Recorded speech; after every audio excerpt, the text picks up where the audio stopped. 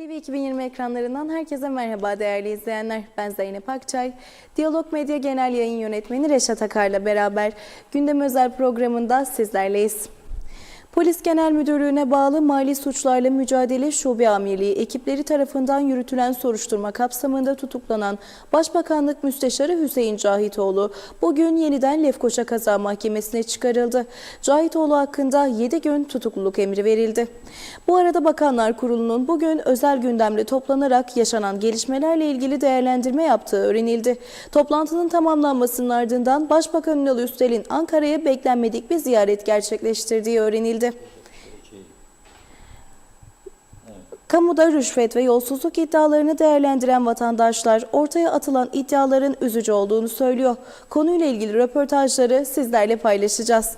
Cumhurbaşkanı Tufan Erhürman, Birleşmiş Milletler Genel Sekreterinin Kıbrıs Özel Temsilcisi Maria Angela Holguin'le gerçekleştirdikleri görüşmenin son derece verimli geçtiğini, birbirlerini anlamaları açısından yararlı olduğunu söyledi. Erhürman, Metehan sınır kapısında yaşanan sorunlara fazla zaman ayırmak durumunda kaldım dedi. Rum tarafı ise Metehan'daki izdihamı personel yetersizliğine bağladı. Konuyla ilgili detayları aktaracağız. Avrupa Konseyi Delegeler Komitesi, Kıbrıs'taki mülkiyet sorunuyla ilgili olarak Taşınmaz Mal Komitesi'nin faaliyetleri 6 ay süreyle uzatırken bunun bir son şansı olduğunu belirtildi. Konuyla ilgili detayları vereceğiz değerli izleyenler. Kuzey Kıbrıs'taki Rum mülklerinin satışına aracılık ettiği gerekçesiyle Fransa'da tutulan İranlı emlakçının cezaevinde bekletildiği ve Güney Kıbrıs'a iadesinin istendiği bildirildi. Hepsi ve daha fazlası sizlerle. Evet, Zeynep Hanım hoş geldiniz. Zeynep Hanım eşlik ediyor bana 2 gündür biliyorsunuz. Eylül Hanım İstanbul'da maşallah o alışveriş merkezi senin, bu lokanta benim, geziyor, tozuyor. Zeynep Hanım da bana eşlik ediyor. Evet, bugün Cuma, mübarek gün, herkese hayırlı cumalar diyerek başlayalım. Tabii ülke gündemine dün de konuştuğumuz gibi damgasını vuran gelişmeler vardır. Rüşvet iddiası, yolsuzluk iddiası, görevi kötüye kullanma iddiaları ve bu iddialar çerçevesinde tutuklu bulunan Başbakanlık Müsteşarı. Şimdi Başbakanlık Müsteşarı Hüseyin Cahitoğlu hakkında mahkeme dün bir gün tutukluluk emri vermişti. Bugün tabii yeniden mahkemeye çıkarıldı bu çerçevede ve polis bazı iddialarda bulundu Hüseyin Cahitoğlu hakkında. Dolayısıyla mahkeme bu iddialar karşısında 7 gün daha tutukluluk emri verdiği. Bu gelişmeler tabii hükümetin de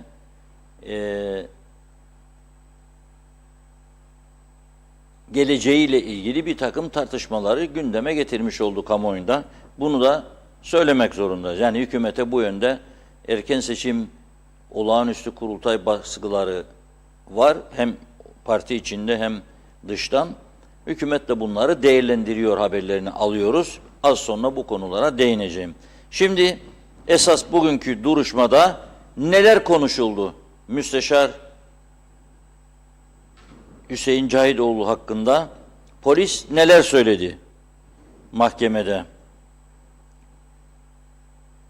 Zanlı aleyhinde rüşvet alma, rüşvet teklif etme, rüşvet talep etme,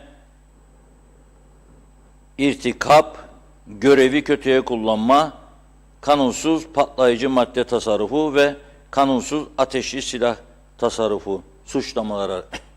Bu son 2 madde, kanunsuz patlayıcı madde ve ateşli silah tasarrufu, evinde bir takım şarjör ve fişekler bulunmuş ama silah yok. Yani bunları niçin kullanacaktı bilmiyorum. Birisinin miydi, tutuyor, kendinin miydi? O konulara açıklık getirilmedi.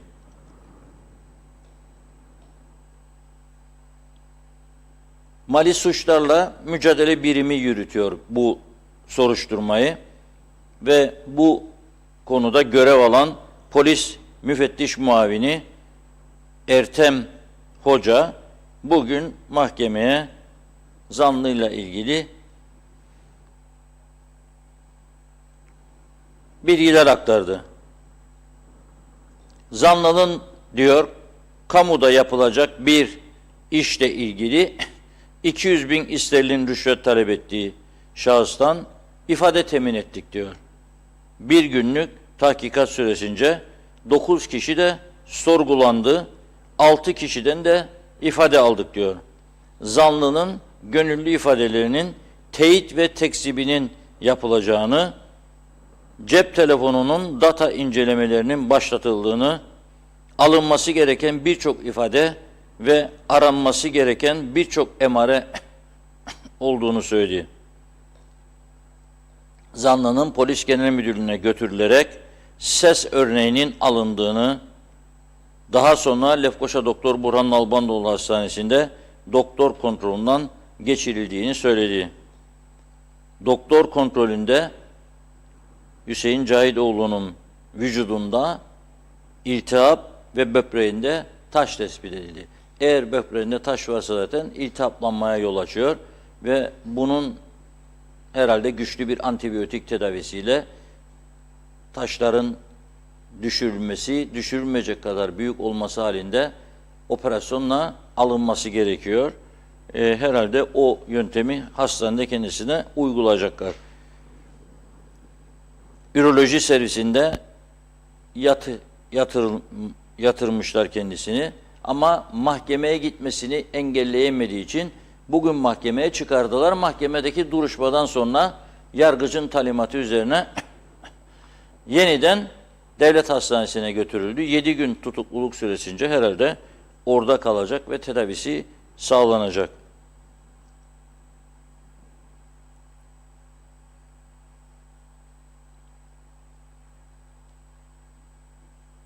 Evet, savcı yine bugünkü duruşmada zanlının methalder olduğu, yani suçlandığı konunun ağır ceza mahkemesi kapsamına giren ciddi bir konu olduğunu söyledi.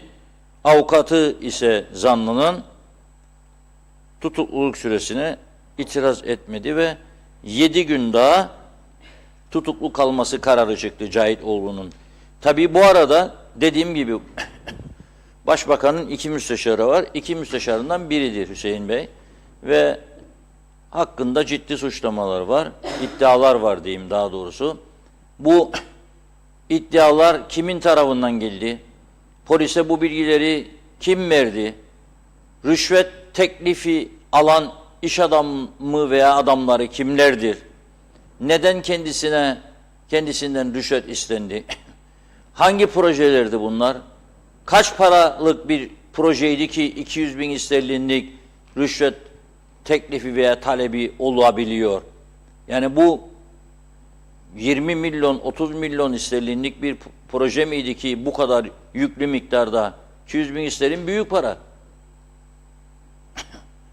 Bununla ilgili tabii ki bilgiler poliste mutlaka vardır diye düşünüyorum. Nitekim bu yoğun tartışmalardan sonra bugün Başbakan Ünal Üster'in de Bakanlar Kurulu'nu özel gündemle toplantıya çağırdığı bilgisini aldık. Özel gündem nedir? Özel gündem bu kamudaki yolsuzluk, rüşvet, suistimal olayları büyük bir ihtimalle hükümetin geleceği, çünkü koalisyon ortakları biliyorsunuz özellikle Yeniden Doğuş Partisi Ocak ile Mart arasında erken seçim talebinde bulunmuştu. Olacak mı olmayacak mı? Bunlar su yüzüne çıkacak kısa sürede diye düşünüyorum. Çünkü Başbakan Ünal Üster Bakanlar Kurulu'nu topladı. Oradan alacağı kararla bu akşam Ankara'ya da beklenmedik bir ziyaret gerçekleştireceği bilgisi verildi. Ne ziyareti olacak bu? Kıbrıs işlerinden sorumlu Türkiye Cumhurbaşkanı Yardımcısı Sayın Cevdet Yılmaz'la görüşmesi bekleniyor Başbakan Ünal Üster'in. Bu gece gidiyor, yarın görüşmesi var Başbakanım. Teyit ettiğimiz bir bilgidir bu. Yani gideceğini teyit etmiş bulunuyoruz. Akşam gitmedi henüz. Bu akşam. Ve Bakanlar Kurulu'na öğleden sonra toplantıya çağırdı. Özel gündemle gündemin ne olduğu açıklanmamakla birlikte elde ettiğimiz bilgilere göre bu son gelişmelerle ilgili ve hükümetin geleceği ve diğer olasılıklar da erken seçim olasılığı. Ankara böyle bir şey ister mi? Ne diyor? Buradaki Mali Polis'e Türkiye'den gelen ekiplerin eşlik ettiği bilgileri var. Türkiye'deki bu ekipleri buraya kim gönderdi, niçin gönderdi? Bu büyük rüşvet iddialarını yapan şahıslar kimlerdir? Dediğim gibi bütün bu konuların yarın Ankara'da masaya yatırılması bekleniyor. Ünal Bey, bu ziyaretin ardından eğer ki bir erken seçim ışığı alırsa herhalde tereddüt etmeyecektir diye düşünmek istiyorum ben de. İddialar önemli, araştırılması gerekir. 5 yıl önce, 6 yıl önce bu ülkede rüşvet yoktu. Rüşvet iddiası yoktu daha doğrusu. Vardı da ortaya birileri çıkmamıştı. Yani gizli tutuluyordu. Yoksa vardı. Bildiğimiz bazı iddialar vardı. Ama bunlar su yüzüne çıkmamıştı. Şimdi Hüseyin Cahiloğlu şu an itibariyle hüküm giymiş bir insan değildir. Dolayısıyla konuşma yaparken de çok dikkatli olmamız lazım. Hakkında iddialar vardır. Şu an itibariyle iddialar. O aleyhindeki görüşleri veren kişiler doğru mu söylüyor değil mi? İşte bu cep telefonunun incelenmesi, kamera kayıtlarından söz ediliyor. Mesela bir yere gittiğiniz zaman sizin kamerayla görüntülemeleri aslında suçtur. Özel hayatın gizliliğine, ama bu yürütülen soruşturmalarda son zamanlarda o kısmı dikkate alınmadığı görülüyor. Yani sadece kayıtlar dinleniyor. O kayıtlardan polisin daha araştıracağı, soruşturacağı kişiler olduğu izlenimi yaratılıyor. Zaten bugünkü duruşmada da polis söyledi. Daha ifade alınacak kişiler vardır. O yüzden 7 günlük bir süre talep edildi mahkemeden. Mahkeme de bunu uygun gördü. Bu konular gerçekten ülke içinde yaşadıklarımız önemli. Ülke dışından buraya gelenler de önemli. Bu konuda yıllardır konuştuğumuz bir konu var. Türkiye polisiyle Kuzey Kıbrıs Türk Cumhuriyeti polisinin yurt dışı bağlantılı organize suçlarla ilgili de bir takım adımlar atması gerekiyor. Yani bizim polisin elinde daha güçlü bilgi ve bilgilerin olması gerekiyor. Bunun için de Türkiye ile direkt, özellikle limanlarda görev yapan muhaciret memurlarının Türkiye ile direkt bağlantının olması lazım. Adam geldiği zaman Kıbrıs'a onun kim olduğu, geçmişte suç işleyip işlemediği, nerelerde ne tür suçlar işlediğini polis görebilmeli ve ona göre ülkeye girişine izin verebilmelidir. Bakınız, Güney Kıbrıs dün bir adım attı bu konuda Yunanistan'la birlikte. Yunanistan'ın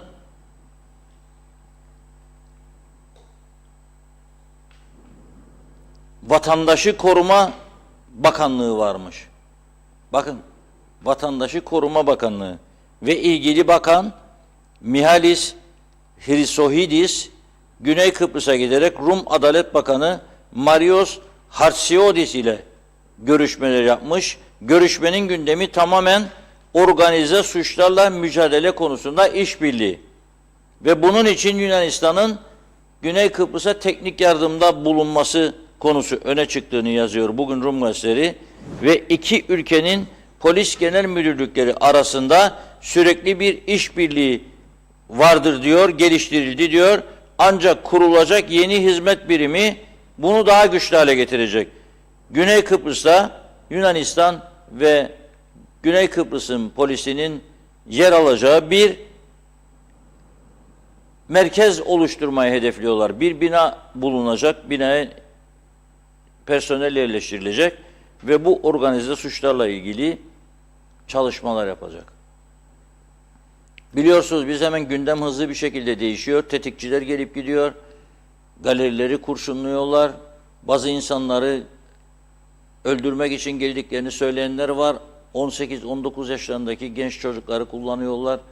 Bunlarla ilgili de işte Kuzey Kıbrıs polisinin Türkiye ile çok daha sağlıklı ilişki içinde olması, işbirliği yapması gerekiyor. Çünkü polis hava veya deniz yoluyla gelen insanların kim olduğunu nereden bilecek Türkiye'den yeterli bilgiler almasa? Yani onu önemli olan limanlarda gerekli kontrolü yapabilmesidir. Tuşa bastığı zaman adamın ismini yazdığında bütün sicili dökülmesi lazım. O zaman ülkeye girip giremeyeceğine oradaki muhaceret polisi karar verir. Veremezse amirine sorar ve öyle ilerlerler bu konuda. Baktınız gördüğünüz ki geçmiş sicili çok kötü. Suçlar, cinayet var, ne bileyim başka soygun var. Bunları gördüğünüz zaman geldiği limandan geri çevirirsiniz ve uğraşmazsınız. Aksi halde hem polis uğraşır hem insanların hayatı riske girer. Son derece önemli bir konudur. Yani içte suçları takip ederken dıştan gelecek suçlara karşı da uyanık olmakta fayda vardır diyoruz ve bu rüşvet meselesini kapatmadan, çünkü konuşacağımız çok konu var. Metehan Kapısı çok insanın ilgilendiği bir meseledir. Ciddi bir şekilde gündeme gelmeye başladı. 3. şerit derken Rumlardan bugün itiraflar var. Cumhurbaşkanı Tufan Erhürman'ın Bayan Holgin'le görüşmesinde ortaya koyduğu görüşleri var. Bunları hep sizinle paylaşacağız bugün. Ama önce havada, karada, denizde Ömer Kadiroğlu bu rüşvet, yolsuzluk iddialarıyla ilgili vatandaşların görüşünü aldı. Birlikte izleyelim. Yolsuzluk ve rüşvet iddiaları vardır. Bunu nasıl değerlendirirsiniz? Ya rahatsız oluyoruz. Yani böyle bir toplumda böyle bir işler geliyor başına milletin. Üzülüyorum. Üzülüyorum hakikaten. Sizce KKTC'de siyaset ve kamu yönetimi neden bu hale geldi? Neme lazımcılıktan zihniyet aynı. Adam oturuyor, bakandır, koltuğa oturuyor. Ben diyorum neyse geleyim birkaç tane imza varsa imzalayayım gideyim diyor. Ondan sonra işleri takip etmiyor. Hiçbir şey, hangi bakanın hangi öneri verdiğini duydunuz mu hiç? Hiçbir öneri vermedi. Bir iş yapmadı. Bunlar böyle yani alışılmış yıllardır. Aynı, bravo. Hiç sorumsuzluk yok, sorumluluk yok. İltimas aldı gitti. Herkes benim adamım al, senin adamın yok vermez. Öyle oldu. Onun için bu duruma geldi. Ne olacak? Çünkü senin adamın benim adamım. Başka bir şey yok bizim memlekette nedir? Ne olacak böyle giderse? Ne olacak? Ne olacak? İş olacağına varır. Başka bir yere varmaz. Artar mı sizce bu yolsuzluk, rüşvet? O şimdi durup da isyan edecek adam yok. Bu kadar yıl isyan etmeyen bundan sonra zaten edemez. Ödeyecek olsalar çoktan ayaklanması lazım o da halkın. Yani bir şey değişmez diyorsun. Bence değişmeyecek. Herkes razı, kaderine razı. Şimdi bir doğrudur yani biz de basından duyarız. Doğru bir şey değil bunlar yani olmaması lazım. Ayıp bir şey bunlar böyle yakışmaz yani bu yani kişisel de olsa yakışmaz doğru değil yani. Duyduğunuzda bu haberleri ne hissedersiniz? Hissetmem şok olduk. Yani bir yüksek mevkide bir şey yetkili böyle bir şey yapsın şok olduk yani. Kınadık. Peki sizce Kuzey Kıbrıs Türk Cumhuriyeti'nde siyaset ve kamu yönetimi neden bu hale geldi? Tam idare olmamasından yani geldi yani. Yönetim evet yönetim tam evet ondan yani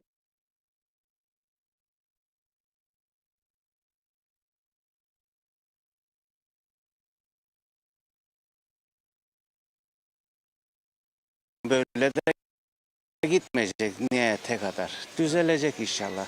Çok önemli bir konudur. Herkesi merak, endişelendiren gidişat kötüye gidiyor. Ben böyle görüyorum. Gidişatımız yarın her gün açar radyo, televizyonu, bilmek haber bir şey dinlerim. Kötü bir şeylerden işitmek. Hep kötü, kötü, kötü. İyi bir şey duymayız. Moralimiz sıfır. Şimdi ben 91 yaşında umurum değil.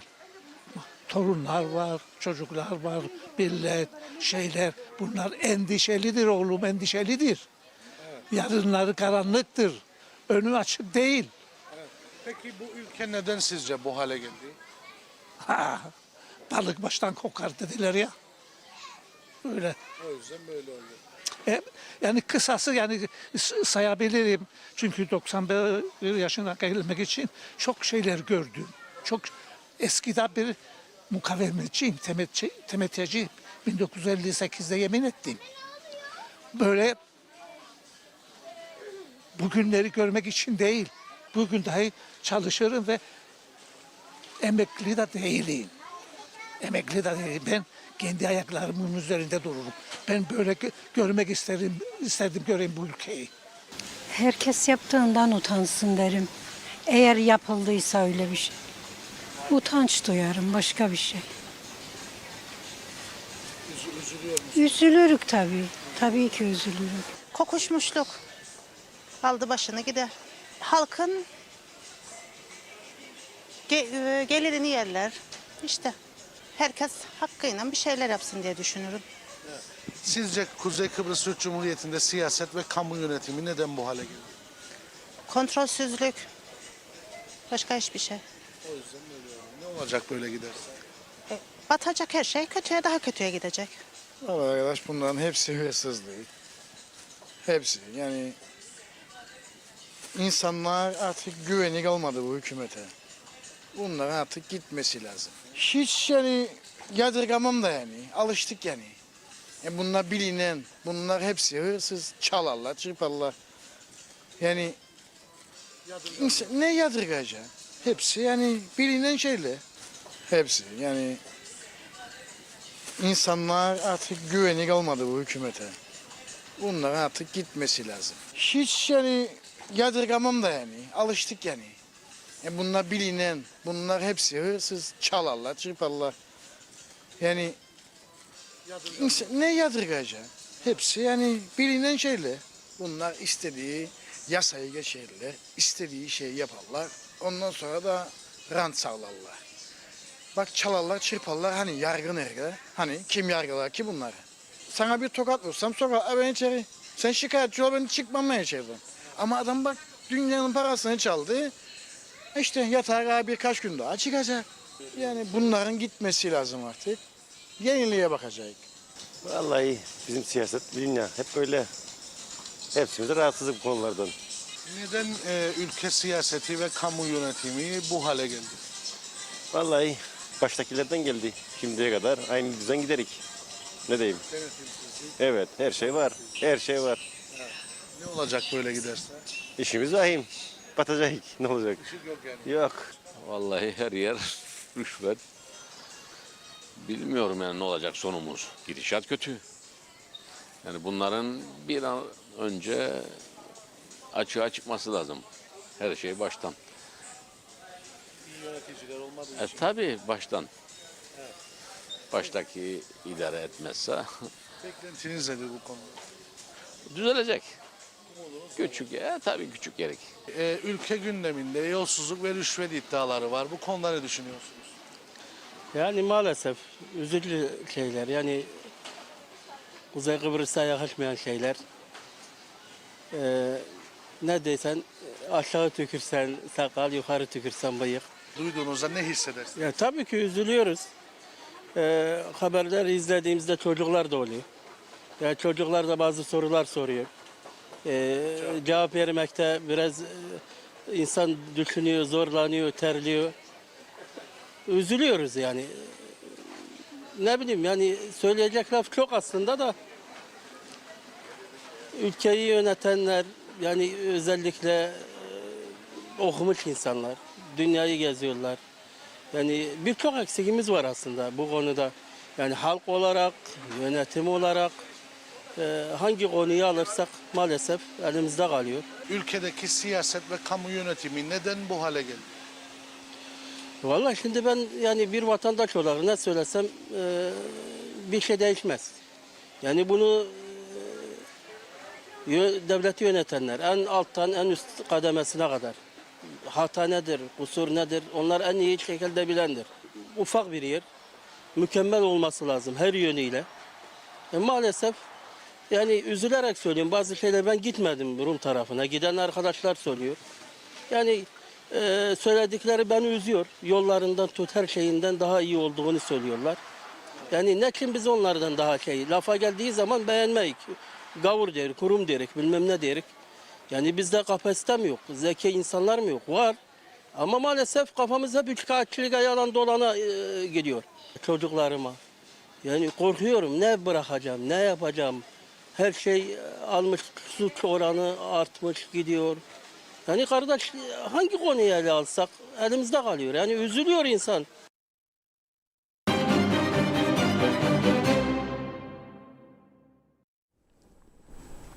Evet, vatandaşlar da rahatsız bu olandan bitenden. Dolayısıyla bu konuda artık çok ciddi önlemler alınmalı. Rüşvet alıp verme, bu tür sorunlar olmaması lazım. Olmaması için de ama olmaması için kamunun daha verimli hale gelmesi lazım. Çünkü adamlar işler yürümüyor. Yani sıradan bir vatandaş bir işini yaptırmaya gittiği zaman yaptırabiliyor musunuz siz? Mesela bir izin alacaksınız. Yapılabilir mi? Mutlaka bir torpil istiyor. Mutlaka bir torpil istiyor. İhtiyaç hissediyor. O zaman da diyor işim eğer büyük işse işim olsun diyor. Ne yapayım diyor. Ya bu kamunun verimliliğinin yok denecek kadar azalmasından kaynaklanıyor. Bazı devlet daireleri var biliyorum yoğun çalışırlar. Tahsilat yaparlar, vergi dairesi, ne bileyim tapu dairesi falan. Bir şey demem ama işi çok rahat olan, fazla işi olmayan dairelerde de siz sorun çözmekte zorlanırsınız. Dolayısıyla tabii bir de ne yanlışlık var? Biz e-devlet dediler, e-devlete geçemedik. Yani birçok ülkenin başta Güney Kıbrıs internetle çözdüğü sorunları biz illa devlet kapısına gidip, devlet dairesine gidip yardım dilenmemiz lazım. Bu böyle. Ve o yüzden oluyor bunlar. O yüzden oluyor. Bakın mesela Rumlar, orada da yolsuzluk suistimal olmadı mı? Oldu. En fazla nerede oldu? Altın pasaportlar. Çinli, Rus, mafya. Hatta aralarında Interpol'ün aradığı adamlar çıktı. Bunlardan hem yüksek miktarda yatırım alarak getirerek ülkeye 3 milyon 5 milyon euro bankaya yatırma şartı, hem mülk alma şartı en düşüğü 500 bin euro ve aynı zamanda rüşvet. Kiliseye kadar sıçradı bu iş, unutmayın. Kilise dahi yardım aldı. Yani rüşvet aldı, yardım bedadına 300 bin sterlin aldı kilise. Ve ne oldu? Eski Rum Meclis Başkanı Şilluris ve eski Akel Partisi milletvekili El Cezire televizyonda çıkınca bu rüşvet konuşmaları istifa etmek zorunda kaldılar ve yargıya gittiler. Şimdi bugün Rum basından öğreniyoruz ki dün Rum Temsilciler Meclisi altın pasaportların tamamen durdurulması yönündeki yasayı onayladı. Artık yatırım amaçlı da gelse, para getirse de vatandaşlık yok. Çünkü Kıbrıs Cumhuriyeti pasaportu çok muteber. 175 ülke yaklaşık ülkeye vizesiz seyahat edebilir. Aldığımız bilgiye göre çok az ülke kaldı artık Kıbrıs Cumhuriyeti pasaportuna vize isteyen. Yani o kadar değerli bir pasaporttur. Ve 5 milyon euronun altında zaten vermiyorlardı. Yani 5 milyon euroluk yatırımı üstü, mülk alımı, vergi, ondan sonra veriyorlardı. Ama o kadar çok yolsuzluk oldu ki Anastasiadis hükümeti döneminde özellikle ve dün meclis karar aldı, son noktayı koydu, kapandı. Bugün açıklandı, taze bir haberdir ve bunu da aktarmak istedim sizlere. Yani bizim tarafta bunları durdurabilecek önlemleri bir an önce almalıdır. İstenirse bunu yapabilirler. Evet Zeynep Hanım, başlayalım mı? Tabii. Buyurun. İrfan Özhançer iyi yayınlar diledi. Sözen iyi akşamlar, iyi yayınlar dilerim. Mehmet Uluçaylı hayırlı akşamlar Zeynep Hanım. Reşat Bey iyi yayınlar, Long Beach'ten selamlar olsun. Hüseyin Nuroğlu iyi yayınlar dilerim. Celal Harun, Reşit Akar Bey, Zeynep Akçay Hanım kolay gelsin. Selamlar. 5 Aralık Dünya Kadın Hakları Günü kutlu olsun. Atatürk'ün ey kahraman Türk kadını sen yerde sürünmeye değil omuzlar üzerinde göklere yükselmeye layıksın sözü bize bir ışıktır. Şuna inanmak lazımdır ki dünya yüzünde gördüğümüz her şey kadının eseridir. Düşmeyen, dik duran kadınlara alışacaksınız. Türk kadınına seçme ve seçilme hakkının verilişinin 90. yılında kadınlarımızın hak ettikleri değeri görmeleri dileğiyle diyor. Çok teşekkür ediyoruz. Osman Rakibet ve Salih Taşkın Yaradan Kul iyi yayınlar diledi. Eylül Üzel güzel bir yayın olsun diyor. Ahmet Yaşar İzmir'den selam Reşat Bey, Zeynep Hanım. Bülent Karakaşlı, Nesrin Gökşah iyi yayınlar diledi. Hasan Özyürek, Reşat Bey ve Zeynep Hanım iyi yayınlar diliyorum ve her daim başarılarınızı temenni ediyorum diyor. Mehmet Uluçaylı neden bu kadar rüşvet, yolsuzluk, zimmete para geçirme, görevi kötüye kullanma varken niye kabineden hiç istifa yok diye soruyor. Mehmet Yıldız, Lefke pislik içinde nasıl bir eğitim ki birasını içen yere atıyor ve belediyede bunu seyrediyor diyor. Aynur Yüzügüler iyi yayınlar diledi. Salih Mullalı, selamlar, sevgiler, saygılar, hayırlı cumalar, her şey güzel olacak diyor. Mustafa Kombo ve Yıldırım Muhtarlığı iyi yayınlar diledi. Erdal Yarkın iyi yayınlar, iyi akşamlar dilerim diyor. Çok teşekkür ediyoruz. Şerife Turgay Derya, İyi yayınlar diledi. Harper Şekerci, iyi akşamlar Zeynep Hanım ve Reşat Bey. Kolay gelsin, hayırlı cumalar diyor. Ali Dere Seven, devamlı söyledik yine söylüyoruz. Ülkenin şu an bu durumda olmasının en büyük sebebi kritik yerlere iş bilmez ve liyakatsiz kişilerin getirilmesindendir. Hatalar her zaman yapılır. Önemli olan hatalardan ders çıkarmaktır. Fakat görülüyor ki bizde öyle bir düşünce yok. Aynı hatalarda devam ediyoruz. İşin özeti bu diyor. Alpay Erişken iyi yayınlar. 4 ay önce emekli olduk. Daha hala aylık alamadık. Bu nasıl bir rezalettir? Böyle hükümetten ne bekliyorsunuz diye soruyor. Nurullah Erdem ve Mehmet İnancı iyi yayınlar diledi. Mehmet Uluçaylı, polis açıklamasına göre anladığım kadarıyla devlet eliyle terör, haraç, toplama, rüşvet isteme ama gel gör ki hükümet hiçbir şey yokmuş gibi dimdik ayakta diyor. Mehmet Kutup iyi yayınlar diledi. Arif Yüce Türk iyi yayınlar Reşat Bey. Merak ediyorum bu ülkenin hangi kurumu doğru çalışıyor diye soruyor. Ergün Yeşilciova hayırlı yayınlar diledi. Veli Göztaşı, Fikriye Berktu, Osman Mene iyi yayınlar diledi. Kezban Celtek iyi yayınlar artık. Bütün Kıbrıs sizlerin doğru haberlerinizin peşindeyiz. Çünkü polyan olmaya gerek yok. Her doğru gün ışığına her zaman çıkar. Halk her zaman kendi doğrularını çok iyi biliyor diyor.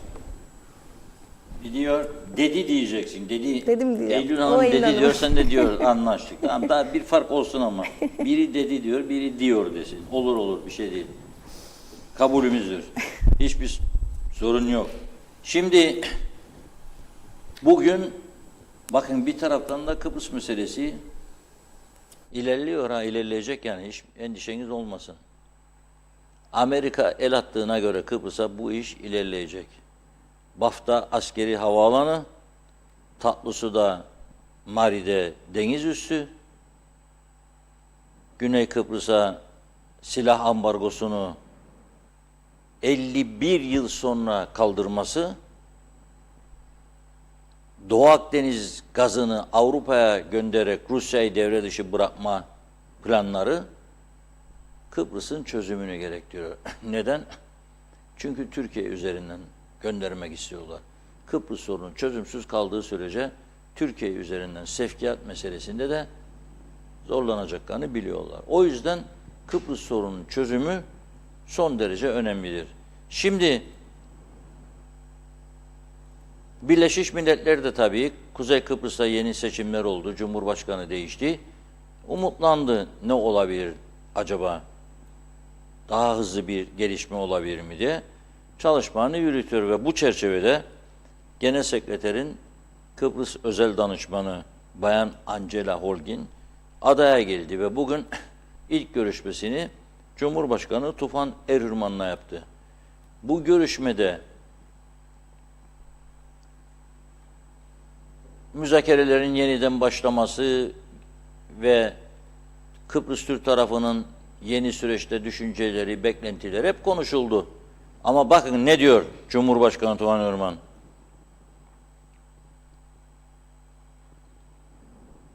Bugünkü görüşmede diyor, Metehan sınır kapısında yaşanan sorunlara fazla zaman ayırmak durumunda kaldım diyor. Çünkü bazı gerçekler vardır. Nedir gerçekler? Dün açıklamıştım. Avrupa Birliği 435 bin euro veriyor. 3. şerit için. 435 bin euro. Çalışmalar da başladı. Ama Rum tarafı 3. şeridi yaptığı halde açmadı. Açmıyor. Neden açmıyor? Çünkü bir politika izliyor. Bizim tarafta 2 geçiş giderken bazen 3 dönerken de aynı. Arabalar beklemeden gidiyor. Bizim muhacere polisleri gerçekten çok hızlı çalışıyor. Rum tarafında ise bir oyalama taktiği güdülüyor. Oyalama taktiği. Dolayısıyla Cumhurbaşkanı Tufan Erirman bu taktiğin ne olduğunu saptamış durumdadır. Danışmanlarını Metehan kapısına, Rum kapısına göndererek gerekli bilgileri almış durumdadır ve bugün tepkisini koydu ortaya. Yapması gereken buydu Sayın Erirman'ın ve yaptı. Yaptı ve Holgin'e de bu durumu etraflıca anlattı. Dedi ki bu yaşanan sıkıntılar Rumlardan kaynaklanıyor. Yani biz 3. kapıyı da yapsak, açsak yapılıyor. Bir başka ek kapı ve yayalar için yürüyüş yolu. Onlar bu şekilde çalışırsa düzelmeyecek bu iş dedi. Nitekim bugün Rum basınında bir haber var. Diyor ki Rumlar evet diyor 3 kapı ama o 3 kapı da olsa diyor olmayacak bir değişiklik diyor. Çünkü diyor personel yetersizliği var canım diyor. Yani Rum hükümeti orayı ki sorunu çözmek istediklerini söylüyorlar. 2 toplumun yakınlaşmasından yana olduklarını söylüyorlar. Güven artırıcı önlemlerin şart olduğunu söylüyorlar. En önemli nokta güven artırıcı önlemleri de geçişlerin rahat olması ve artmasıdır. Geçiş yapanların sayısının. Sen bunu engelliyorsun orada. Nasıl bir tezat var burada? Yani bizi kandırdığını mı zannediyorsun sen? Görüyoruz. Personel yokmuş efendim. Ve bu Metehan kapısı biliyorsunuz Rum tarafı Ayios Demetrios der oraya. Bu Ayios Demetrios Belediyesi'nin başkan yardımcısı Konstantinos Yangu bir açıklama yaptı Rum basınına ve dedi ki yaşanan sıkıntının nedeni kontrol noktalarında personel yetersizliğidir dedi. Mevcut 2 kontrol noktası kesintili bir şekilde 24 saat çalışmalıdır dedi. Bazen 1'e düşürüyorlar. Görüyoruz bunu. Ancak yetersiz personel olduğunda veya sistem çöktüğünde araçlar duruyor, kuyruklar uzuyor. Bunun sonucunda da sınır kapısında trafik sorunu meydana geliyor. Sınır kapısının öncesindeki kontrollü kavşaktan meydana gelen sıkıntılara da değinerek trafik kurallarının uygulanmaması sonucunda sıkışıklık oluyor diyor oralarda. Bu konuyu nasıl çözecekler? İşte bugünkü görüşmede Cumhurbaşkanı Tufan Erirman bu konuya değindi ve Holgin aracılığıyla da Rum tarafına uyarıcı mesajlar gönderdi. O bölümün böyle bir kısa özetini izleyelim. Very well. Good to see you. Metehan'da çok ciddi bir sıkışıklık yaşandı ve insanlar çok ciddi sıkıntılarla karşı karşıya kaldılar. Aslında bu bizim öngördüğümüz bir şeydi. Ve biliyorsunuz bir süre önce diyeyim, ne kadar kaç gün önce olduğunu hatırlamıyorum ama bu çalışmanın orada başlayacağının bilinciyle, ara bölgedeki çalışmanın başlayacağının bilinciyle biz orayı ziyaret etmiştik. Oradaki sorunları yerinde tespit etmeye çalışmıştık. Eğer güneyde de 3 tane kabin olursa ve bu kabinler sürekli olarak personelle dolu halde olursa yaşanacak olan sıkıntı çok daha hafif bir şekilde atlatılabilir demiştik. Tam da bugünleri öngörerek tabii ki sabahtan beri arkadaşlarımız gerek UNDP ile temastalar. Bir şerit çünkü tamamen kapanmış durumdaydı sabahleyin. Ama güney tarafında yaptığımız tespitlerde de gene kabinlerin verimli bir şekilde çalışmadığını da gördük. Kaldı ki bizim bunu söylememize gerek kalmadı. Güneyde yayınlanan gazetelerde de bu çıktı ki esas itibariyle sorunun temel kaynağı veya sorunun bu kadar büyük yaşanmasına yol açan faktör 3 kabinin ve kabinlerin dolu bir şekilde hizmet vermiyor oluşu olduğunu bölgenin belediye başkan yardımcısı da açıkladı. Yani bizim daha önce söylediğimiz şey bir kez de güneyden teyit edildi. Bizim daha önce 15-20 gün önce yaptığımız çağrı gerçekleşseydi bugün bu problemlerin bu boyutta en azından yaşanmayacağını söylediler. Bunu bir kez daha Sayın Maria Angela Olguín Cuéllar'a aktardım. Yani üzüldüğümü, bunun üzücü bir şey olduğunu, bu kadar basit bir problem dahi halledilemeyecekken veya halledilmemişken defalarca da dile getirilmiş BM Genel Sekreterinin özel temsilcisinin, kişisel temsilcisinin bulunduğu toplantı ortamında hiç gerek yokken 10 maddeden biri haline getirilmiş bir konuda dahi adım atılamazken geriye kalan konularda o zaman nasıl adım atacağız sorusunun maalesef gündeme geldiğini de Sayın Maria Angela Olguín Cuéllar'a aktarmak zorunda kaldım üzülerek. Böyle bir toplantının 10 dakikasının bununla geçmemiş olması gerekiyordu.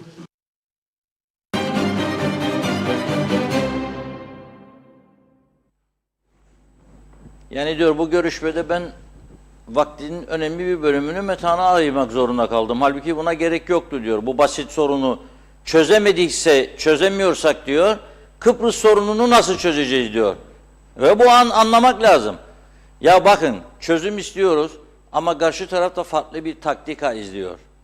Bizimle çözüm istermiş gibi, müzakere istermiş gibi inandırmış olduğu için bütün Avrupa'yı ve yanda sözde dost ülkeleri, bu taraftan da işi askıya alıyor. Yani hem istiyorum falan olsun bitsin hem de sıkıntı yaratıyor. Sıkıntı yaratıyor. İşte en çok endişelendiren beni budur. Yani bugün çözüme bu kadar muhtaç olduğu bir dönemde bunu yapıyorsa, yarın çözüm olduktan sonra da burada Türkiye'de çekildikten sonra bakalım neler olacak. Bunu yapmaları gerçekten Kıbrıs'a karşı bir kötülüktür. Açık ve net. İki toplum varsa burada, Kıbrıs Rum ve Kıbrıs Türk toplumu, bu iki toplumu birlikte bu ülkeyi yönetmesi lazım. Ve bu iki toplumun işbirliği yapması lazım. Birbirini düşman görmemesi lazım. Birbirine saygı göstermesi lazım. Sen Metehan Kapısı ki son bir yılı aşkın süredir çark tersine döndü. Buradan güneye geçenlerin sayısı güneyden gelenlerin altına düştü. Halbuki onlar bizden çok fazlaydı. %40, %50 daha çok geçerlerdi buraya. Şimdi son zamanlarda, bu da tabii bizim yarattığımız bir neticedir, biliyorsunuz değil mi? Kuzeyi pahalı ettik. Kuzey pahalı oldukça Rumlar da ne bir benzin için gideceğim. Benzin içinde kuyruk var. Rum tarafı da kasıtlı geciktiriyor, gelmesin Rumlarda. Çünkü adam nereye bakıyor? 2 kilometre kuyruk, adım adım ilerleyeceğim. Harcadığım yakıt zaten o taraftan kurtaracağım parayı götürecek. Ben o zaman ne anladım bu işten diyor. Ama eskiden geldiğinde yakıttan kurtardığı gibi sigara da kullanıyorsa birkaç pakette sigara alır. Ama zepse meyve alırdı. Unutmayınız o günlerde bizim içimizden çok tepkiler oldu. Ne ya ama açık pazara da alıştılar. Giderik Lefkoşa açık pazarına. Hep Rum bize bir şey kalmaz. Aç kalacak galiba bu gidişinden. Korkmayın aç kalmazsınız derdim ben de o günlerde. Şimdi Rumlar yoktur. Hadi buyurun hepsini yiyin ya bir saat alın bakalım. Hadi verin 200 lirada meyve alın göreyim. Ne almazsınız? Alamazsınız. Çünkü üretim yok. Pahalılık var. Rekabet yok. Ticareti kolaylaştıracak, piyasayı uzatacak önlem yok. Mesele budur. Ne oldu ya böyle? İkide bir de zam. Ne oldu böyle? Ne oldu? Anlamadım ben. Bir saç kesme 20 euro ha? 1000 lira bazı yerlerde. İnanın erkek saçı. 1000. 20 euro. Adam 8 euroya geldiğinde gelirdi buraya. Şimdi 20 istesen adamdan o yana gider. Orada kalır. Şimdi burada 20 euro isteyene soran farkında değilsiniz diyor. Akaryakıt 2 defa zamlandı. Elektrik zamlandı. Farkında değilsiniz diyor. Asgari ücret arttı. Yanımızdaki çırağa biz 28-30 bin verirken şimdi 46 bin veriyoruz.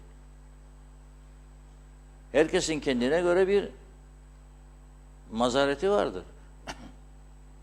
Ama bu sınır kapısı düzeltilmelidir, açılmalıdır. Avrupa Birliği'nde bu konuda bakın 430 bin euroyu verdim diyerek kurtulamaz bu işten. Bugün yaptığı son derece yerindedir. Cumhurbaşkanımızın bence yerindedir.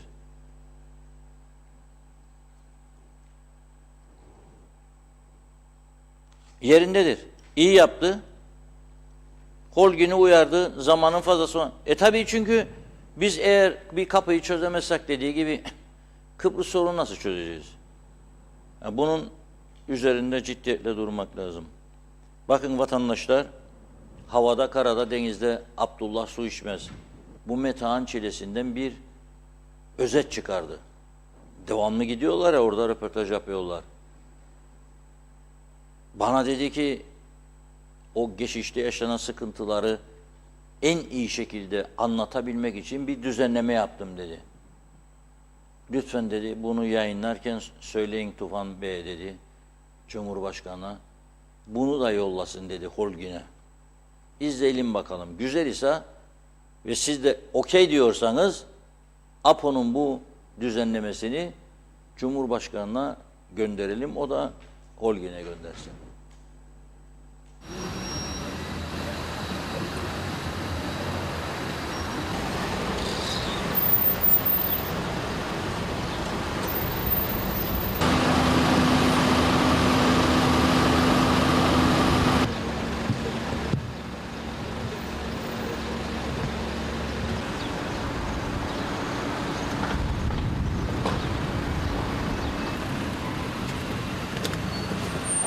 Alacağım, yetişemiyorum okula. Lütfen buna bir çözüm istiyoruz. Bize layık gördükleri yaşam standart işte bu. Bu kapıları bence çoğaltmalar lazım. Mahvettiler bizi.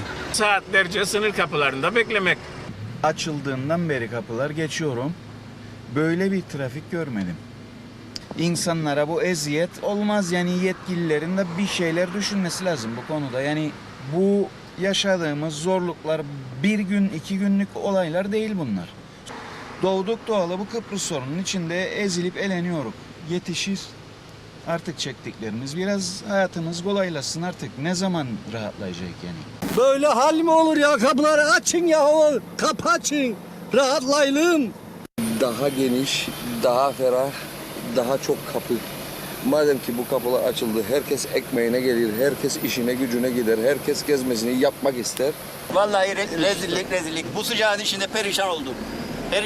Bak insanların haline. Yani işimiz zor. Memleket hikaye fiyasko. Ben hastaneye gidiyorum o tarafta. Hastayım çok. Ben bu şeyin içinde doktor vaktimi de geçirdim. Anladın? Ve 1,5 saatten fazla var yoldayım. 70'e kadar barikatları yaptılar. Aynı şekil. Aha şimdilik de aynı izdihamı yaşarız. Ne onda var hayır ne bunda. Yıllardır sınırlar hep böyle. Yapacak bir şey yok. Mecbur çekerik. Vallahi herhalde bu gidişle ikinci, üçüncü kapı neyse artık Lefkoşa'nın içerisine açılması gerekiyor. Yani bu şekilde vatandaşa eziyet. Belki elektronik hani kimlik okutma şeyler olabilir. Havaalanlarında olduğu gibi. Bir saat oluyor. Beklerim, bir sigorta çıkaracağım, işe yetişemem diye geri döneceğim. Bu rezillik ne zaman bitecek? Beklerik. Belki değişiklik oldu. İnşallah bizim için de iyi olur. Herkes için iyi olsun. Doktor randevum var. Ona gideceğim. Yetişebilecek misiniz? Yok 12'de yani 20 dakikam kaldı. 20 dakika kapıdan zor geçerim. Hangi taraf doluysa o taraftadır sorun. Yani bizim taraf doluysa arka taraf sorun bizdedir. Ama ara bölge doluysa sorun onlardadır. Halkı bu duruma düşürdü bu hükümet.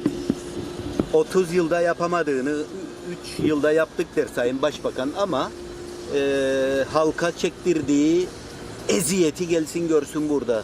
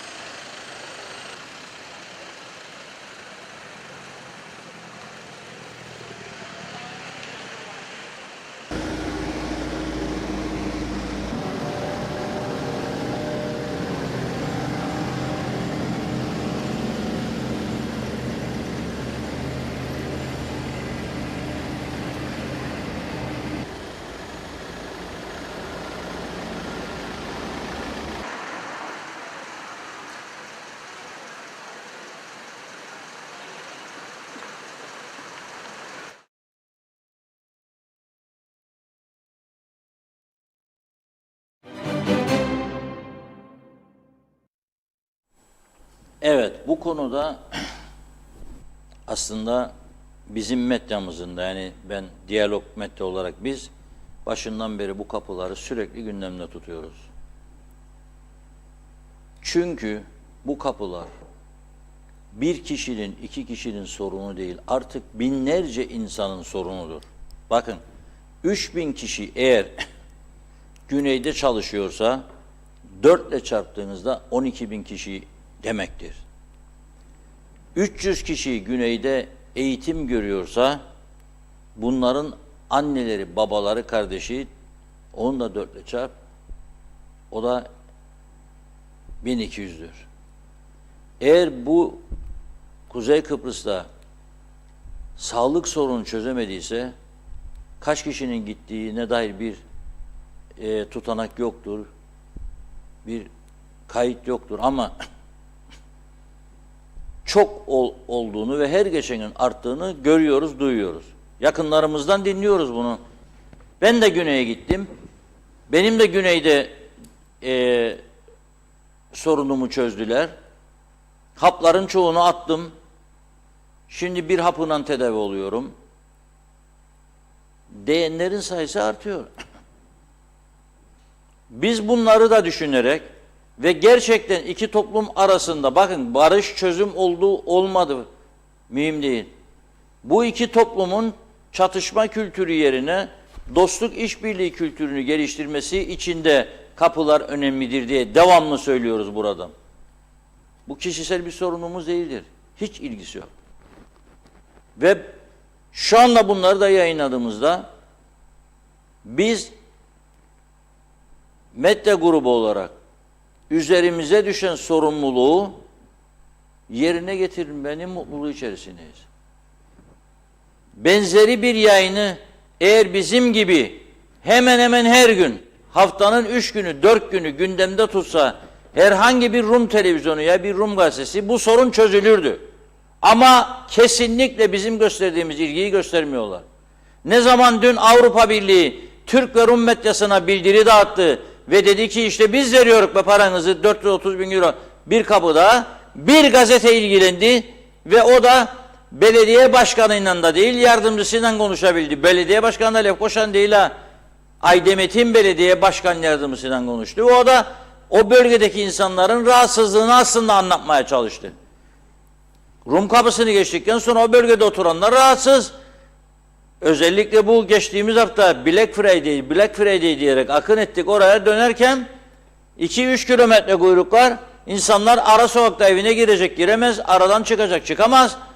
Orada yol üstünde iş yerleri var, tavernalar var, ne bileyim işte eczaneler var, satış yerleri var, bakkallar var.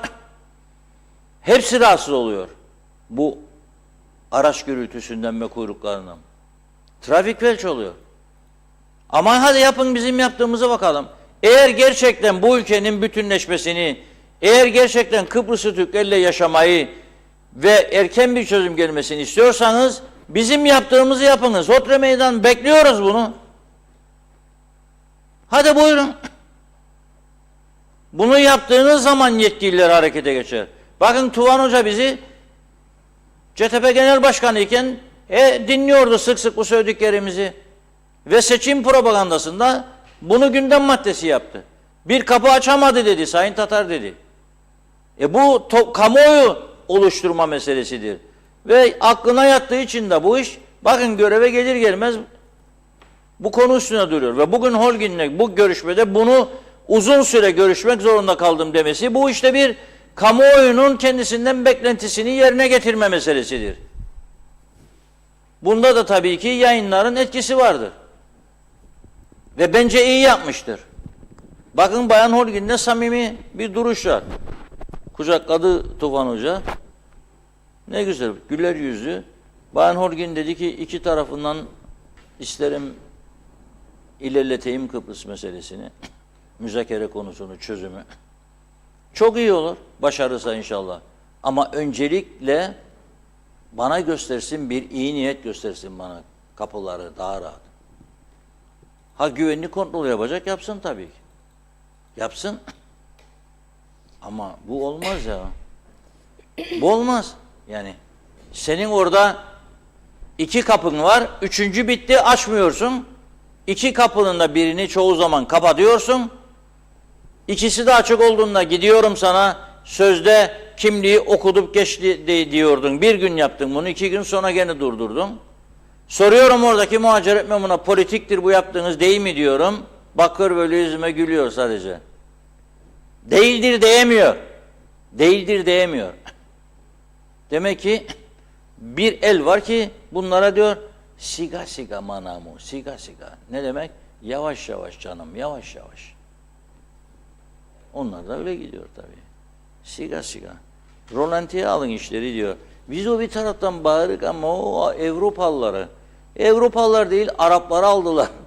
Ellerinin avuçlarının içine. Çünkü niçin? Devlet ciddiyetiyle çalıştılar. Bütün kazandıklarının fazlasını istemediler. Kazandıklarının bir kısmını tam tersi ülke için harcadılar. Harcamaya devam ediyorlar. Nereden buldular bu kadar parayla silahlanıyorlar? Eğer sattıkları üründen %16 RMM fonu alıyorlar. Rum Milli Mahfuz Ordusu fonu alıyorlar. Sen %yarım koydular, itiraz ettin bu tarafta güvenlik kuvvetlerine. Yollasın Türkiye. Türkiye yollayabildiğini yolluyor tabii da. DAS'ı da var bunun. Şimdi birkaç gündür aman Allah'ım Kıbrıs'a Anamura'dan gelen suda azalma vardır. Da öyle olursa böyle, böyle olursa böyle bir şey değil. Bugün Cuma'dır. Daha çok şu anda dua edin. Çünkü bizim meteoroloji dedi ki 18'den sonra gök gürültülü sağanak yağışlar gelecekmiş. Yani şu anda da saat zaten 18. Ben yağmur sesini duymadım daha. Buradan yağdığı zaman stüdyoda duyuyoruz biz. Duymadım. Dua ediyoruz. Siz de dua edin. Yağmur yağsın. Çünkü çok ciddi kuraklık var kapıda. Yağmur olmazsa, ekinler büyümezse ne biz yiyecek bir şey buluruz ne hayvanlar. Pahalılık daha da artar. Yani adamın tarladaki domates kuruduysa, ne bileyim bamyası, fasulyesi kuruduysa ve üretim azalırsa daha da yükselir fiyatlar. Yağmura ihtiyacımız var, suya ihtiyacımız var. Bunu artırmak için Anamur'a karşı, yani Anamur'dan bir şey olursa gelen suda ikinci bir alternatif yaratma diye bir şey yok. Kuruyan göletleri iyileştirme diye bir adım yok. Denizden arıtma diye bir adım yok. Ve ne bileyim, o zaman 2 kapı daha açılsa etmeyecek bize. Çünkü bidonları koyup gidip oradan su doldurmaya başlayabiliriz. Başlayalım demiyorum, başlayabiliriz diyorum eğer tedbir almazsak. Onlar aldı. Çok söyledim buradan. 15 tane denizden su arıtma ünitesi devrede. Nereden aldılar? Birleşik Arap Emirlikleri'nden. Kaç para ödediler? 0. Neden? Çünkü hem Tarım Bakanları hem meclis başkanları gidip oradaki yetkililerle görüştü. Onlar da tamam dedi, hediye olsun Kuzey Kıbrıs'a. Rüşvet değil ha, hediye. Aldılar, geldiler, kurdular, gürül gürül çalıştırıyorlar. Denizin suyu ardıp veriyorlar. Biz bunu yapamadık tabii. Gerçekten ciddi bir konu. Metana olan ilgisinin Sayın Erhürman'ın devam etmesini canı gönülden diliyorum. Bir başka hayati konu da bugün manşete taşıyan tek gazete olduk. Halkın sorunu, ülkenin sorunu çok önemlidir bizim için. Ne diyor manşette Diyalog Gazetesi? Okuyabilir misin sen bunu? Ne diyor manşette? Üst başlık ve ana başlık. AİM Taşınmaz Mal Komisyonu'nun faaliyetleri konusunda olumsuz bir karar almadı. Haziran'a kadar fırsat verildi. Devam Gelsin edelim mi? arkadaşlar. Gelsin. Diyalog Gazetesi diye. Ha! Yaşa! Bak büyük başarı bu. Devam ediyorum. Birinci spor. Okuyun. Erhürman olumlu haberi duyurdu. Strasbourg'da Delegeler Komitesi toplantısında Taşınmaz Mal Komisyonu'nun faaliyetlerine ilişkin olumsuz bir karar alınmadı. Cumhurbaşkanı Tufan Erhürman, Avrupa İnsan Hakları Mahkemesi tarafından etkili bir iç hukuk yolu olduğu defalarca teyit edilmiş olan Taşınmaz Mal Komisyonu'nun etkinliğine ilişkin herhangi bir olumsuz gelişmenin olmadığını açıkladı. Komisyonun bir sonraki toplantısı Haziran 2026'da gerçekleşecek. Evet. Taşınmaz Mal Komisyonu niçin kuruldu? Taşınmaz Mal Komisyonu kuzeyde kalan Rum mülklerinin satılması veya takas yapılması güneyde kalan Türk mülkleriyle veya boş ise arazi ve sahibi onu istiyorsa iadesi amacıyla kuruldu. Çünkü Kıbrıslı Rumlar kuzeydeki mülkler için Avrupa İnsan Hakları Mahkemesi'ne başvuru yapıyorlar ve yığınla dosya Avrupa İnsan Hakları Mahkemesi'ni de bekliyordu. Orada biz bu işi çözemeyiz dediler. Bütün dünya ülkelerinden bize başvurular geliyor. Sadece bir Kıbrıs için uğraşsak bile çözülmez bu iş. Uzun yıllar. Ve ne yaptılar? Önce iç hukuk dediler. İç hukuk nedir? Önce yerli mahkeme. Kuzey Kıbrıs'ı işgal diye gösteriyor Rumlar. Kabul edilemez. O zaman dediler ki mahkeme yerine bir komisyon kuralım. Yargıçlardan oluşan veyahut da bu işi yapabilecek insanlar. 2 tanesi üyesinin yabancı olsun, 2 tanesi Kıbrıslı olsun. Türk yani. Taşınmaz Mal Komisyonu kurulduktan sonra çok sayıda Kıbrıslı Rum, 8.000'in üzerinde malını burada, kuzeydeki malını ya takas ya satmak için müracaat etti. Komisyon bir süre çalıştı, ödedi ve bazı mülkler Türkleştirildi. Daha sonra para kalmadı. Türkiye'de muslukları kapatınca bu konuda ilerleyemediler. Türkiye neden kapadı musluğu? Dedi ki bizim yetkililere, siz de elinizi taşın altına koyun. Rum mülkü satan adamlar daha fazla vergi ödesin. Bir şerefiye vergisi ödesin. Şerefiye vergi yasasını hazırlayın dediler. %20'sini siz, 80'ini biz. Yanına gelin bu taraftaki malı 1 milyon euroysa 200 binini siz vereceksiniz, 800 binini de ben vereceğim diye Türkiye. O şerefiye vergi yasasını hiçbir iktidar meclisten geçirmedi. Boş ver ya. Bir kuruş vermem gavurun parasına bilmem ne. Ne oldu? Rum tarafı tamam ben de sizi tutuklamaya başlarım dedi. Korku versin diye. O tutuklamalar sayesinde bugün özellikle İskele'de yaprak kımıldamıyor, yaprak kımıldamıyor. O eski satışlar, havada uçardı sterlinler şimdi yok. Çırpınıyorlar satma için elde kalanlar. Neden? Bu tutuklamalar etkili oldu da onun için. Şimdi Taşınmaz Mal Komisyonu çalıştırın, aksi halde bu çark ters dönecek dedik. Fakat bir türlü son artık yani son 6-7 ay, 1 yıl içerisinde 60 milyon sterlinlik ödeme yaptı Rumlara. Bu 60 milyon sterlinlik de ne kadar mal döndüyse dönmüştür. Yani çok az. 7.000'den fazla dosya beklemede. Eğer çalıştırılsaydı komisyon, satmak isteyen Rumlara parası ödenseydi bu başvuru sayısı 18.000, 28.000 olacaktı ve büyük çapta kuzeydeki mülkler Türkleştirilecekti. Bu ne demek oluyor? Hani 2 bölgeli 2 toplumlu çözüm falan filan diyoruz ya, 2 bölgeli, 2 bölge dedik adına da senin bölgende toprak eğer onlusa o oturacak oraya ileride. Gene sen dışarıda kaldın. Senin bölgen neresi olacak? Neresi? Ciddi bir tehlike var. Çalıştırın dedik. Defalarca, yıllardır ben buradan söylüyorum ve uyarıyorum. Bu iş eğer böyle kalırsa felakettir sonu diyorum. Daha ne söyleyeyim? Felaket. Binlerce insan evsiz kalacak, sokakta kalacak diyorum. İnanmıyor. Peki buyurun. O noktaya doğru gidiyoruz. Dün bir şans daha tanıdı bize. Avrupa Konseyi bize dün Strasbourg'da toplandı ve bize bir şans daha tanıdı Delegeler Komitesi.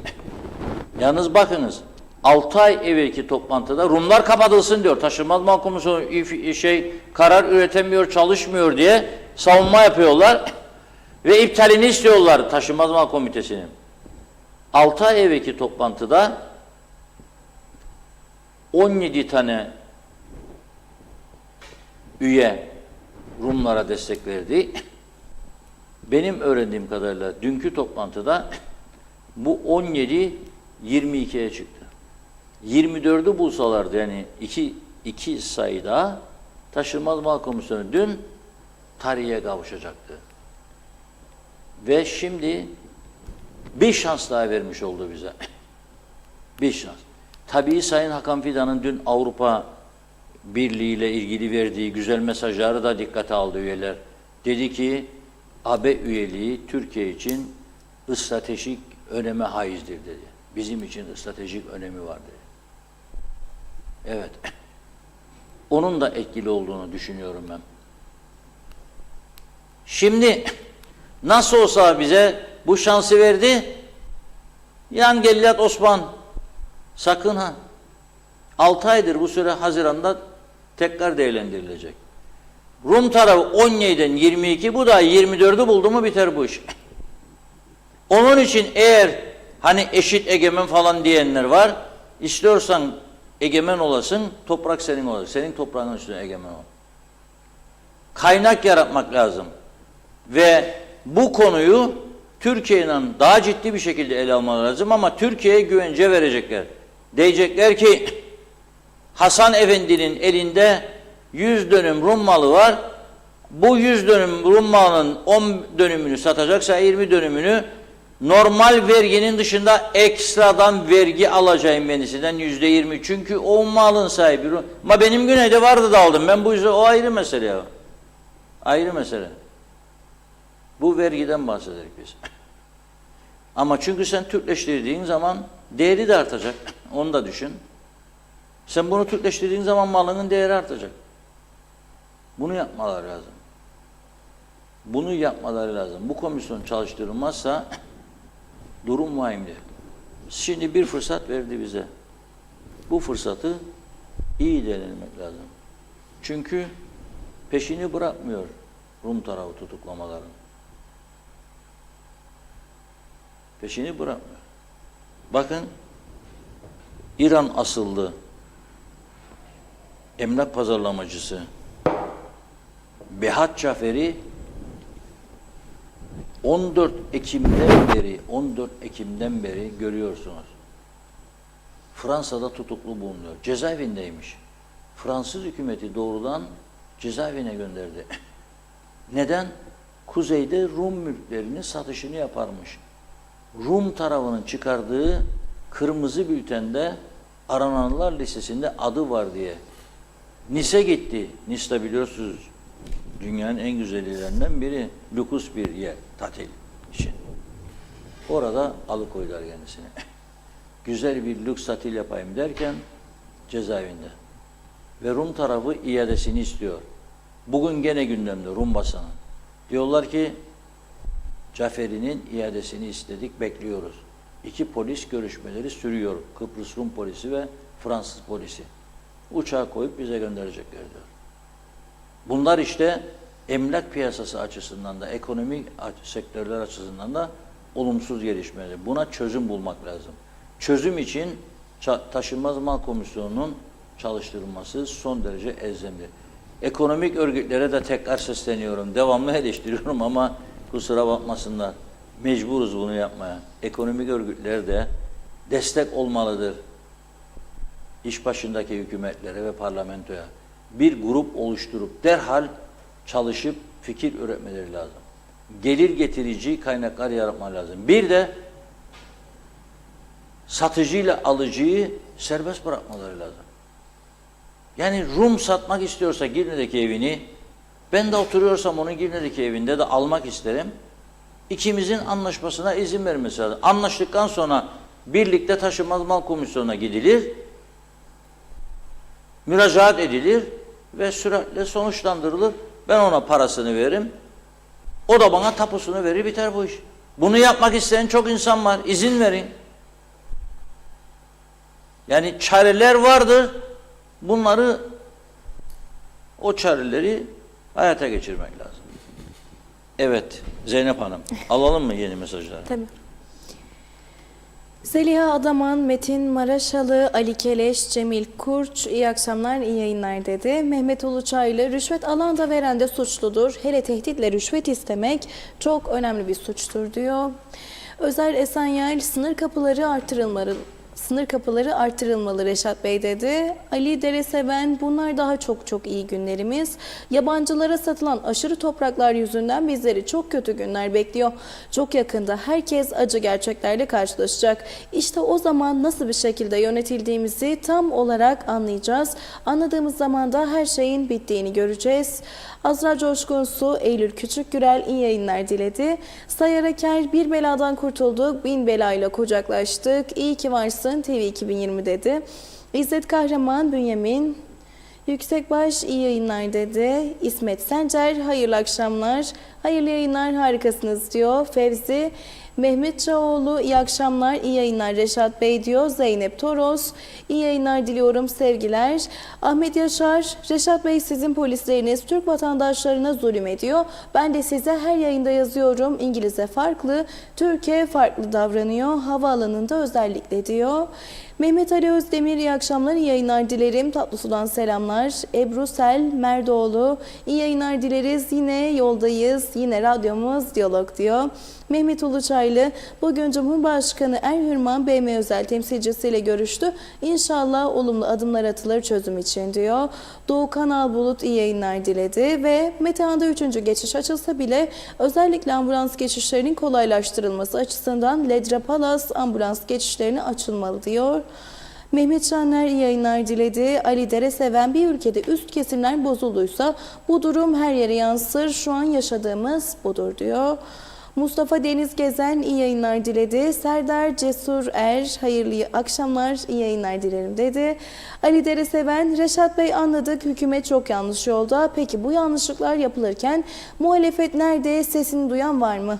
Buradan çıkan sonuç şudur, tüm partiler ve tüm yetkililer bu ülkeyi bitirmek için el birliği yapıyorlar diyor. Hüseyin Boşnak, hayırlı yayınlar, Londra'dan selamlar, saygılar. Belgin Rıfat, umarım Kıbrıs meselesi ilerler ama üzülerek belirtmeliyim ki bizzat yaşadığım büyük bir tecrübe var. Maalesef Güney Kıbrıs'ta özellikle polisin içinde Kıbrıslı Türklerden nefret eden oluşumlar var ve bu özellikle genç ve kadın ve eğitimli polisler arasında çok fazla fanatikleşme ve argo sözlerle itham etme şeklinde kendini gösteriyor. Dedi mi? Dedi. Başka mı? Yok. Bu kadar üzülmeye mi? Aşk olsun Bir vallahi. tane daha var, okuyayım mı? Oku onu da. Mehmet İnancı, Gündem Özel sadece Kıbrıs'ta değil dünyanın her yerinde izleniyor ve beğeniliyor diyor. Teşekkür ediyoruz. Evet, sağ olsunlar. Çok teşekkür ediyoruz. Vaktimiz de zaten oldukça ilerledi. Artık sonlarına geldik. Yağış konusunda bir şey daha aktarmam lazım. Bugün gene Rumların gündeminde. Diyor ki ciddi sıkıntı bekliyor, kuraklık. Ne oluyor? Yağmur bulutları çarpıştırarak yağmur yağdırmak projesini yeniden gündeme getirmek istiyorlar. Tartışıyorlar daha doğrusu. Tabii bunun da bir takım dezavantajları olduğu gerçek. Onun üzerinde duruyorlar. Avantajları, dezavantajları çözüm üretmeye çalışıyorlar. Şimdi meteoroloji yanılmazsa hem bizim hem Rumların, Rum tarafı bugün sarı alarm verdi. Bizim meteoroloji de dedi ki 18 ile 23.30 arasında sağanak yağış bekleniyor. Sürücüler dikkatli olsun. Ben de buradan çağrı yapıyorum. Herkes dikkatli olsun araba kullanırken. Aşırı sürat yapmaya gerek yok. Önemli olan gideceğimiz yere sağ salim gitmektir. Ve başkalarına sağ salim gitmesine izin vermektir. Yok ki hem kendi hayatımız hem başkanın hayatıyla oynamak. Buna dikkat etmemiz lazım. Eğer yine meteorolojinin verdiği bilgiye göre iki tarafın çarşamba gününe kadar yağışların devam etmesi bekleniyor. İnşallah, maşallah devam eder ve bir nefes alırız. Ama bugün görüşlerine çok değer verdiğim Yücel Dolmacı Bey'in bir paylaşımını gördüm. Ahmak ıslatan diye başlık koymuş. Bakın hoca Yücel Bey, unutmadım yazınız yani. Biz diyor Kıbrıs'ta öyle birkaç damla yağdığında da tam doğru dürüst yağmıyor yağmur. Bunlar ahmak ıslatan yağmurdur deriz diyor. Veriliyor, meteoroloji tahmin yapıyor. Sonra bulutlar başka tarafa kayıyor diyor. Ve bunun bazı gerekçelerini sıralıyor. Tabii savaşlar, gazlar ve bizim ülkemizde ise baktığımızda da dağların, tepelerin oyulması, ağaçların katledilmesi, aşırı betonlaşma, bunların da etkili olduğunu söylüyor. Ağaç yok, yağmur çeksin. Ağaçlar gidiyor, kesiliyor çatır çatır. Evet, çimento torbalarına istediğini doldurmak iyidir de ağaçsız ülke olmaz. Yağmur olmazsa hayat olmaz. Bunun için de ne yapmak lazım? Bu Çevre Bakanlığı'nı adına uygun şekilde kullanmak lazım ve Çevre Dairesi'ni. Çok ciddi yeni oluşumlara gitmek lazım. Şakası yoktur bu işin. Çok ciddi oluşumlara gidilmesi lazım. Evet, şimdi sırada ne var Zeynep Hanım? Söyle bakalım. Bir bilmecem var çocuklar diye bir şey vardı biliyorsun reklam. Acaba nedir dedi. Ne var? Şimdi şarkımız var. Şarkımız var diyor. Gelsin şarkımız.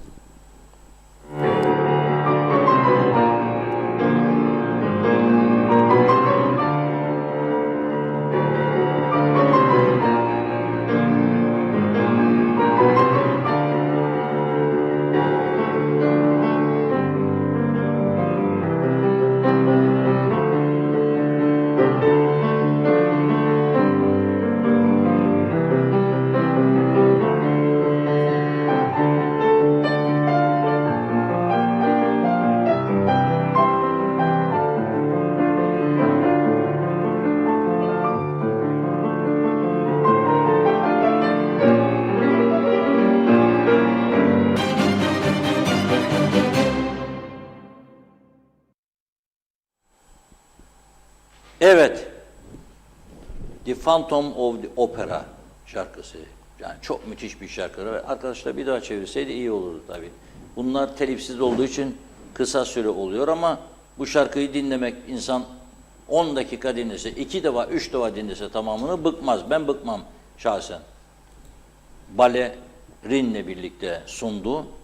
Piyanist. Bunu gerçekten etkileyici ve büyüleyici olduğunu düşünüyorum. Ve bu şarkıyı kime hediye edelim diye düşünürken ortak bir karar aldık Zeynep Hanım'la. Kime hediye ediyoruz? Kezban Çelte'ye. Kezban Çeltek Hanım'a hediye ediyoruz. Neden? Bakın. Hem devamlı izleyicimizdir.